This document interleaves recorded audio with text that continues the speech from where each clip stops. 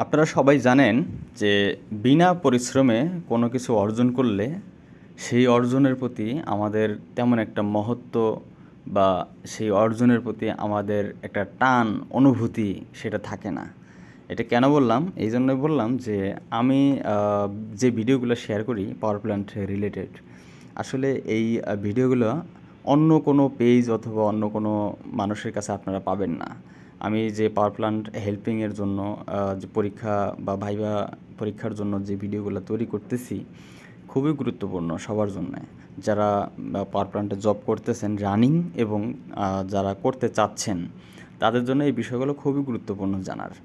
তো যারা আমার ভিডিওটি দেখছেন অবশ্যই কমেন্ট করবেন, লাইক করবেন এবং আপনাদের সহপাঠীদের দেখানোর জন্য বা জানানোর জন্য একটু শেয়ার করলে বেশি ভালো হবে। আমাকে সাপোর্ট করুন। আমি আশা করি আরও ভালো ভালো ভিডিও পাওয়ার প্ল্যান্ট রিলেটেড বা ইলেকট্রিক্যাল বেস রিলেটেড আমি ভিডিও দেওয়ার চেষ্টা করব এবং আপনারা জানাবেন কী ধরনের ভিডিও আপনারা পেতে চান। আমি সেটা তৈরি করার চেষ্টা করব আমার সময় সাপেক্ষে আর কি। আমি অনেক ব্যস্ততার সময়ের মধ্যেই ওগুলা একটু চেষ্টা করি, কারণ নিজে পড়াশোনা করলে আপনাদের সাথে শেয়ার করলে সেটা আমার নলেজ শেয়ারিংটা ভালো হয় আর কি। এজন্য আপনাদের সাথে শেয়ার করি। তো চলুন আজকে একটি যে ভিডিওটি করব সেটি হচ্ছে যে power plant viva video number 3। তো এখান থেকে আপনারা বেশ কিছু কোশ্চেন আজকে আছে, খুবই ভালো কোশ্চেন আছে। তো প্রথম প্রশ্ন হচ্ছে লুবেল সেপারেটর এবং এইচএফও সেপারেটরের মাঝে পার্থক্য কী? এটা হলো কোশ্চেন। এই পার্থক্যটা কী বলতে হবে, এটা নিয়ে আমি ভিডিও করব, এই অ্যান্সারগুলো নিয়ে নেক্সট ভিডিওগুলো এগুলো নিয়ে করব আমি। এবং তারপর দ্বিতীয় নাম্বার প্রশ্ন হচ্ছে লুবেল সেপারেটর ফ্লো রেট কত?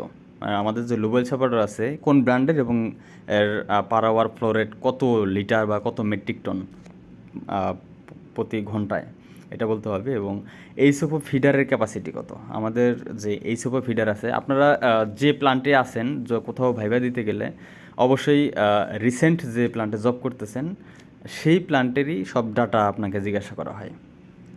তো আপনার বর্তমান প্ল্যান্টের যে এইচওপি ফিডার আছে সেই এইচওপি ফিডার প্রতি ঘন্টায় কত মেট্রিক টন ফুয়েল সে ট্রান্সফার করতে পারতেছে বা ইঞ্জিনে দিতে পারতেছে, এটার ক্যাপাসিটি কত সেটা বলতে হবে। এবং ব্ল্যাক স্টার ডিজি কেন ব্যবহার করা হয়? আমাদের প্রত্যেকটি পাওয়ার প্ল্যান্টে এবং বিভিন্ন ধরনের বড় বড় ইন্ডাস্ট্রিতে দেখবেন যে এক্সট্রা একটা ডিজি ব্যবহার করা হয়, একটা জেনারেটর ব্যবহার করা হয়। এই ব্ল্যাক স্টার ডিজি কেন ব্যবহার করা হয়, কোন সময় আমরা এই ব্ল্যাক স্টার ডিজিকে কাজে লাগাই, এটা বর্ণনা করতে হবে। এবং ইঞ্জিন ফুয়েল সিস্টেম, মানে আমাদের ইঞ্জিনের যে ফুয়েল সিস্টেমটা আছে, মনে করেন এস্ট্রোস ট্যাঙ্ক থেকে শুরু করে ইঞ্জিনের গ্যালারি পর্যন্ত বা হেড পর্যন্ত গ্যালারি পর্যন্ত এই ফুয়েলটা কীভাবে আসতেছে, হ্যাঁ, কোন কোন প্রসেসে আসতেছে, কার মাধ্যমে আসতেছে, এটা সংক্ষিপ্ত করে বর্ণনা করতে হবে। তারপরে সিটি ভ্যালু, মানে সিলিন্ডার টাইটনেস আমরা যে চেক করি সেই সিটি ভ্যালুটা যদি আমরা লো পাই কখনো 5 সেকেন্ড বা 10 সেকেন্ডের নিচে, 5 সেকেন্ড 6 সেকেন্ড 7 সেকেন্ড যাই পান না কেন, এটা ভ্যালুটা লো পেলে আমরা কি করি এবং কেন লো হয়? তো সিটি ভ্যালু লো হওয়ার কয়েকটি কারণ উল্লেখ করতে বলে কি কি কারণে সিটি ভ্যালু লো আসে।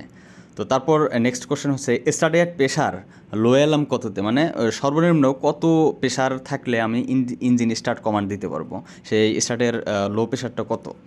তো তারপর লো বয়েল প্রেশার হাই কত বারে হাই অ্যালার্ম আসবে এবং কতবারে শাটডাউন হয়ে যাবে, তো এটা বলতে হবে।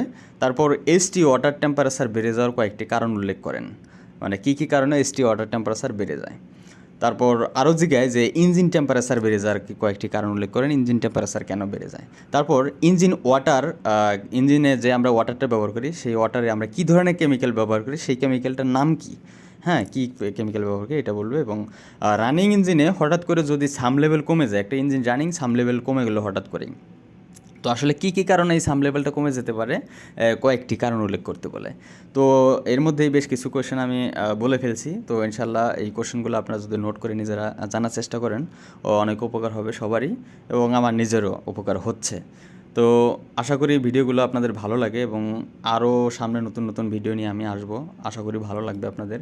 তো এগুলো শেয়ার করার চেষ্টা করবেন, আপনাদের গ্রুপে শেয়ার করবেন, বন্ধুদের অথবা আপনাদের সহপাঠীদের বা সহকর্মীদের শেয়ার করবেন, যেন সব কিছু দেখে বা বুঝে এই কোশ্চেনগুলো তারা শিখতে পারে এবং বুঝতে পারে এবং নিজেকে ডেভেলপ করতে পারে। তো ভালো থাকবেন সকলেই, দেখা হবে আরও একটি নতুন ভিডিওতে। আল্লাহ হাফেজ, আসসালামু আলাইকুম।